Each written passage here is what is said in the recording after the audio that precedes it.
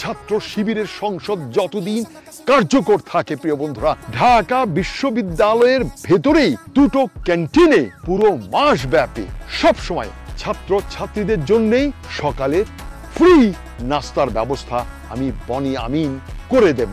তবে শুধু স্কুল সেশনে, যখন আপনার ইউনিভার্সিটি বন্ধ হবে তখন না। অনেকে বলেন যে আপনি প্রবাসে থাকেন, আপনি তো জন্মদেশের, আপনি তো বাংলাদেশের নাগরিকই না, তাহলে আপনি কেন ওদেরকে নিয়ে ভাবেন, কেন আপনার সেখানকার রাজনীতি নিয়ে চিন্তা করেন? কিন্তু বাংলার লোক এটা বোঝে না। এটা আমার জন্মদায়। আমি যে দেশে জন্মগ্রহণ করেছি সেই দেশের প্রতি আমার একটা টান থাকবেই।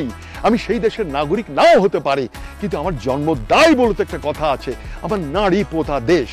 সেজন্যই আমি বলছি প্রিয় বন্ধুরা, আর মাত্র 3 দিন ডাকসু নির্বাচনে ছাত্র শিবিরকে এইবার আমি নির্বাচনে জয়ী হতে দেখতে চাই। প্রিয় বন্ধুরা, গত